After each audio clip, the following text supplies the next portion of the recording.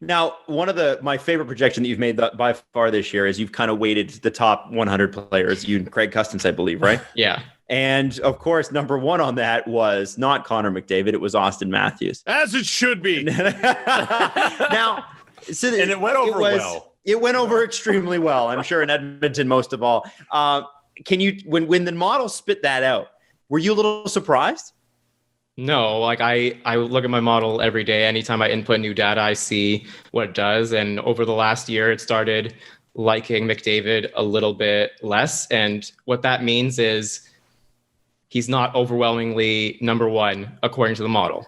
And the only reason for that is his defense, because if his defense was just average, he would be number one by like a win.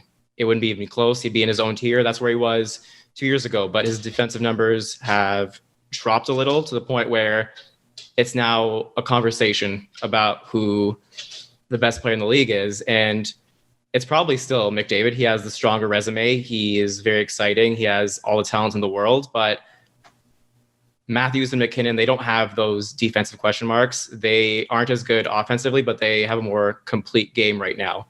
And the entire thing with the rankings that me and Craig did was that it wasn't a ranking, it was a tier. So usually when you see these top 50 rankings, it's like Cale Makar, number 20, Quinn Hughes, number 32. And it's like, is there really a difference between those two players? What does 22 mean? What does 30 mean? And that's sort of why we tiered it. We copied that idea from Seth Partnow, who did his NBA tiers as well. And it just makes more sense. And I know Steve does his prospect pyramid. And he's. I see your face. I see your face. I don't think you invented tiers, but I'll give you credit. I invented the pyramid too. Yeah. I was there thousands of years ago. But it's the same basic concept where you're basically splitting hairs, and if someone likes a player more in one tier than another in the same tier, then you know what? That's a fine argument. I can see it. And if it's a player from one tier compared to one below, then we're fighting. That's basically it. Dom, I know that you hate all 31 NHL teams, soon to be 32, and all of their fan bases. But if you have a model, well, sorry, not if you have, what has your model said? If anybody hasn't read it yet, and I know that you can check it out on The Athletic, but what has your model said about the best teams in the NHL this year? Who is tier one? Tier one for the NHL is probably Colorado, Tampa, and Boston. They're probably going to win their divisions. It probably won't be very difficult for Colorado and Tampa Bay. I know Colorado lost on opening night, but they should be fine.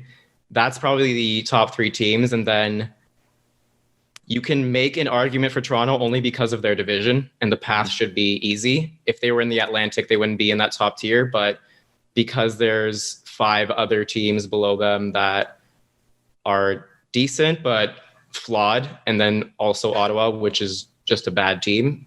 There's going to be, I don't know if you guys heard that. That was my dog. Is your dog? Yeah. Is your dog a Sens fan?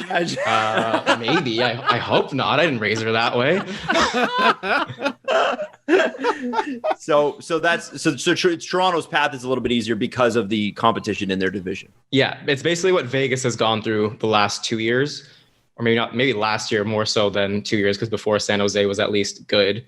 But last year, Vegas had the same path Toronto has now, where they had Edmonton, Vancouver, and Calgary as their main contenders. And those teams are fine, but they're probably not contenders. They're probably just playoff teams.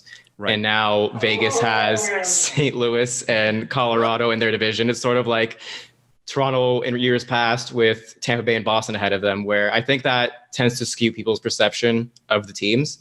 Mm-hmm. And I guess, so who do you think, and this is, who's going to do the San Jose? Who's going to fall the hardest this year? Washington. I've been saying that. I don't understand why people think this is still a contender, and I don't even think it's that hot of a take. I've talked to analysts with... Also a Caps fan. Maybe, yeah.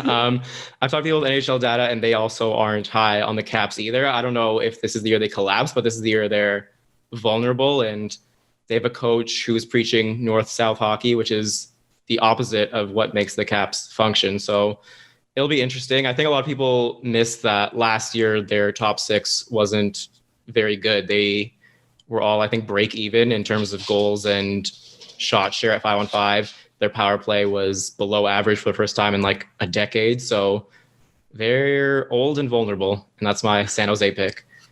Wow. Well, Dom, it's been a pleasure having you on. Thanks so much for making time. We know this is podcast 5 out of 600. So thank you for making time for us today. And I know that this is like a really busy time for the season for you, but we will be checking in with you as the season goes on.